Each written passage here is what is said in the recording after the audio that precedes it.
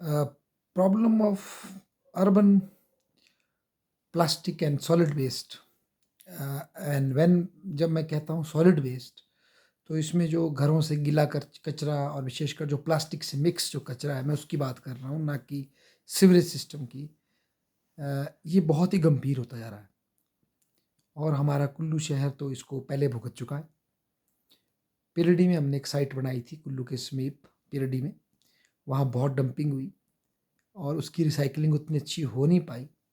तो इतनी स्मेल चलती थी वहाँ से, इतनी मतलब इतनी बिटर स्मेल चलती थी कि अल्टीमेटली लोकल पंचायत के लोगों ने इकट्ठे होकर के उसको वहाँ से बंद करवाया और फिर जाकर उस इलाके को उस कचरे की स्मेल से मुक्ति मिली। परंतु अर्बन वेस्ट जो है हाउस होल्ड से और जो चीज़ें हम यूज़ करते हैं वो तो निरंतर चला हुआ है। बल्कि मुझे लगता है जब वो बंद हुआ था तब से लेकर तो कुल्लू का टाउन का जो ओवरऑल जो अर्बन वेस्ट जो पैदा हो रहा है, जिसमें बल्कि अब मान लियो अब उसमें इलेक्ट्रिकल वेस्ट भी है, उसमें ये जो हमारे फ़ोन और इस तरह के जो ये ई वेस्ट भी बहुत हो गया है ना जी? प्लास्टिक कंटेंट तो है ही है और उसमें गीला सूखा कचरे का मिक्सचर बहुत है। तो ये तो बढ़ता जा रहा है हर दिन। फिर बीच में क्या हुआ कि स्टेट गवर्नमेंट ने एक और हमें वो दिया, हालाँकि सेंट्रल गवर्नमेंट से ही योजना बनी है और वो है इंसिनरेटर। और चेन्नई कॉरपोरेशन नामक की कंपनी से लेकर के हमारे मनाली में एक प्रोजेक्ट वो लगाया गया इंसिनरेटर का और ये कहा गया कि इतना मस्त चलेगा, इसके चलने से घरों में बिजली भी मिलेगी इसके ताप से और कचरा तो सारा जल ही जाएगा और कचरे की समस्या हमारी मैक्सिमम खत्म हो जाएगी और जो इसकी ऐश बचेगी उससे टाइलें बनेगी। तो आम और गुठलियों के दाम मिलेंगे इस इंसिनरेटर से। इंसिनरेटर होता है एक ऐसा संयंत्र जिसमें आग लगा करके कचरे को फूक दिया जाता है हाई टेम्परेचर पे और इसको एक तरह से रिसाइकल माना जाता है। बेसिकली ये टेक्नोलॉजी यहाँ की नहीं है, हमने चेपी है बाहर से, विशेषकर नॉर्वे और विदेशी जो कंट्रीज़ है जहाँ पर कि पैक्ड मटेरियल सूखा मटेरियल ज़्यादा होता है घरों में, वहाँ की कॉपी पेस्ट करके हम भारत में लाए हैं।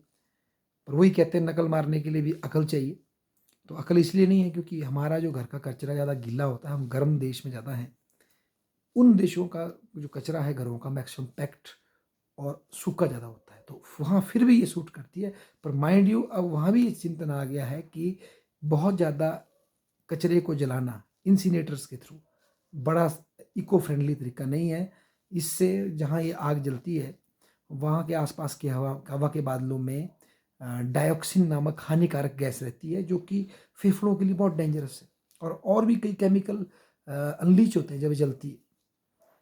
तो कचरे को जलाना, प्लास्टिक के कचरे को और को जलाना भी कोई लॉन्ग टर्म सोल्यूशन नहीं है और मोर ओवर भारत में आपको सूखा प्लास्टिक कचरा कम मिलेगा क्योंकि उसमें हाउस होल्ड में गीला वेस्ट भी बहुत मिल रहा है और उसकी सिग्रीगेशन भी ढंग से नहीं हो पा रही।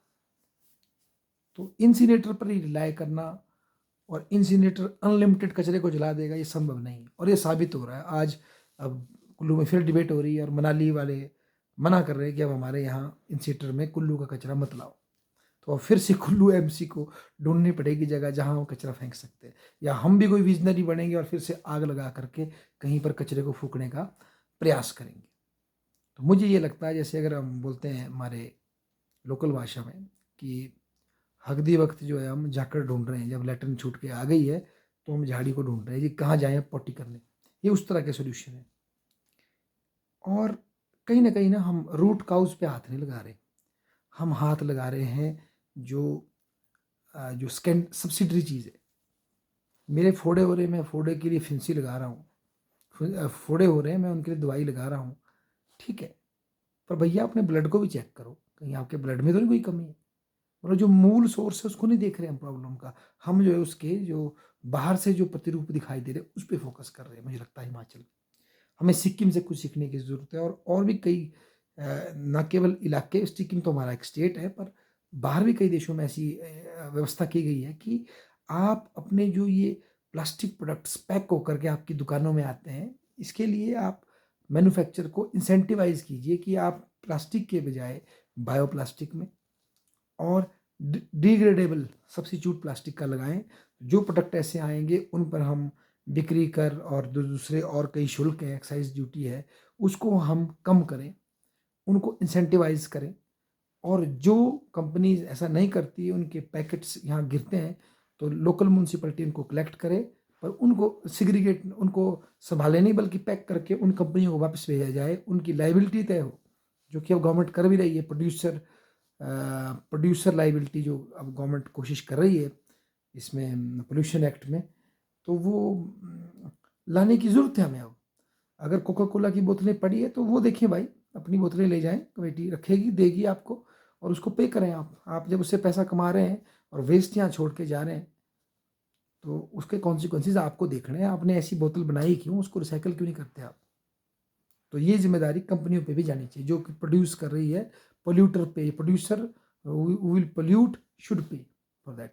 तो हमें अपनी जो, जहाँ से ये पैक्ड मटेरियल आ रहा है, उसमें जो गत्ते की पैकिंग जहाँ हो रही है, प्लास्टिक के सब्स्टिट्यूट या बायो बायो डिग्रेडेबल प्लास्टिक की पैकेट जहाँ हो रही है, उसको हमें इंसेंटिवाइज करना है एज कम्पेयर टू प्लास्टिक। या हम चाहे हमारे यहाँ भांग से जो रेशा निकल सकता है, उससे उसका अल्टरनेट बनाएं, या कोई और ऐसा मटेरियल है, या ग्लास को यूज़ करें जूस और इसके लिए, ताकि वो रिसाइकिल होता रहे। तो वो अब सोचने की ज़रूरत है, अब आ गया ऐसा समय। और मुझे लगता है हमारा अपना कुल्लू ज़िला इतना सुंदर जगह है, इसके कुछ ऐसे ज़ोन जैसे बिजली महादेव हो गया, या कोई बेखली माता का मंदिर हो गया, या मनाली के कुछ इलाका हो गया, या लाहौल तो पूरी वैली हो गई, उनको नो प्लास्टिक ज़ोन करना चाहिए। कोई भी ऐसा प्रोडक्ट नहीं वहाँ जाए, विशेषकर जो ये फास्टर मूविंग गुड्स का, जो प्लास्टिक में रैप होता है, जाएगा तो उस कंपनी को वापस जाए, उसकी लायबिलिटी हो, अगर उसके अंदर जाएगा तो आपको वापस इसको लेना पड़ेगा, इसके वेस्ट मटेरियल को। अन्यथा हमारी म्यूनसिपैलिटियाँ क्या करेंगी यार? सबसे गरीब आदमी जो म्यूनसिपैलिटी में होता है, माइग्रेटर लेबर बेचारा, वो इसको कचरे को ढोता है, वो क्या कर लेगा? कहीं ना कहीं छोड़ ही आएगा कचरे को, फिर आग लगा दो आप। वो भी क्या सोल्यूशन है? स्वर्ग ऐसी जगह को गंदा करना है? तो बेसिकली जो इसके मेन कल्प्रिट है, ये कंपनियां जो ऐसे गुड्स प्रोड्यूस करती है और उनको ऐसे रैप करती है ताकि उससे उसके बाद में कचरा ही पैदा होता है, they should be held responsible for that. And more over, जो हमारा जो ये ई वेस्ट पैदा हो रहा है, क्या इसकी प्रॉपर हो रही है? और जो ये डाइपर और जो सैनिटरी पैड्स वगैरह, इनको भी क्या हम सेपरेटली प्रॉपरली भेज पा रहे हैं, नहीं भेज पा रहे, ये भी एक प्रश्न है। जब हम दवाइयों के कॉन्टेक्स्ट में हॉस्पिटल में अच्छा उसका डिस्पोजल देख रहे हैं हॉस्पिटल्स में, तो क्यों नहीं हम इसको और क्षेत्र में लागू कर सकते? और इस ये जो वेस्ट की जो पॉलिटिकल इकोनॉमी है, हमें इस पर अटैक करना पड़ेगा, जहाँ से ये वेस्ट पैदा हो रहा है। और इसका बहुत बड़ा सोर्स है कंपनियाँ, जहाँ से ये चिप्स पैक हो रहे हैं रैपर्स में, ये बोतलें पैक हो रही हैं प्लास्टिक की, या और भी इस तरह का जो वेस्ट मटेरियल हम देखते हैं, वहीं पर हमें अटैक करने की ज़रूरत है। वहीं से हमें इंसेंटिवाइज़ करने की ज़रूरत है उन फर्म्स को जो कि डिग्रेडेबल पैकेजिंग करती है या अपने लाए माल को रिसाइकिल करने के लिए वापस लेती है। उनको इंसेंटिवाइज़ करने की ज़रूरत है, और जो नहीं करती है उनको पनिश करने की ज़रूरत है फाइनेंशियली।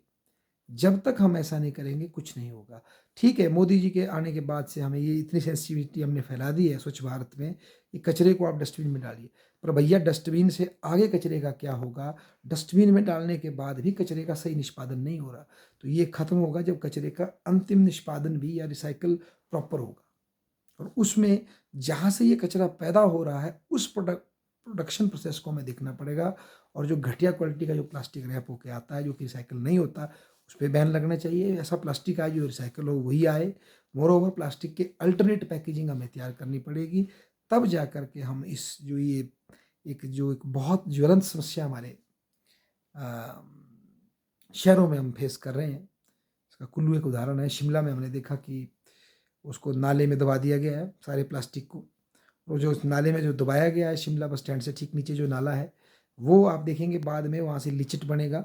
वो दबा हुआ प्लास्टिक के ऊपर पार्क का ड्रामा किया गया है, पार्क बना करके उससे कुछ नहीं होगा, नीचे से वो लीच करेगा और लीच करके वो नाले में जाएगा, और शिमला की पानी की सप्लाई फिर खराब होगी। लैंडफिल भी इसका सोल्यूशन नहीं। इसका सोल्यूशन यही है हमारे लिए कि हमें प्लास्टिक की प्रोडक्शन ही कम करनी पड़ेगी, प्लास्टिक पैकेजिंग की, उसका अल्टरनेट देना पड़ेगा। और जो ऐसे नहीं करते प्रोड्यूसर, उनको उनके माल को रोकना पड़ेगा। उसको सब्स्टिट्यूट दें तो वो आएगा, नहीं तो अन्यथा वो नहीं आएगा। और हम हिमाचल में कई जो हमारे इको सेंसिटिव जोन्स हैं, उनको हम नो प्लास्टिक फ्री जोन कर सकते हैं। वहाँ प्लास्टिक के सामान के साथ आप जा नहीं सकते, जो कि रिसाइकल नहीं होगा।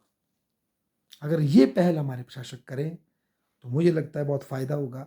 और आप देखेंगे हमारे लोकल लोग में भी अपने स्तर पर, चाहे ग्लास का यूज़ कर लें या लोग अपनी पैकेजिंग लोकल बना लें, या लोकल प्रोडक्ट ज़्यादा बिकेंगे एज़ कम्पेयर टू ये पैक्ड प्रोडक्ट जो नीचे से आ रहे हैं, और अपने लोगों की भी लाइवलीहुड इनकम जनरेट हो सकती है, या फिर इसकी अल्टरनेटिव पैकिंग भी सामने आ सकती है। पर अब सोचने का वक़्त आ गया है, केवल कचरे को डस्टबिन में ठोक करके किसी स्थान पर छोड़ने से समस्या सॉल्व नहीं होगी, उसको जलाने से भी समस्या सॉल्व नहीं हो रही, बल्कि ज़्यादा समस्या पैदा हो रही, लैंडफ़िल करने से ये पवित्र भूमि फिर गंदी होगी। तो हमें प्लास्टिक के प्रोडक्शन प्रोसेस पर ही अटैक करना होगा, और लोगों को भी सेंसिटाइज़ करना होगा कि कम से कम कंज़म्पशन करें, नेसेसरी इन तरह के वेस्ट मटीरियल्स की कंज़म्पशन ना करें। इस एथिक्स को भी हमें प्रमोट करना होगा। अगर हम इस विषय पे सोचेंगे, तो शायद हम कामयाब हो जाएँ। धन्यवाद।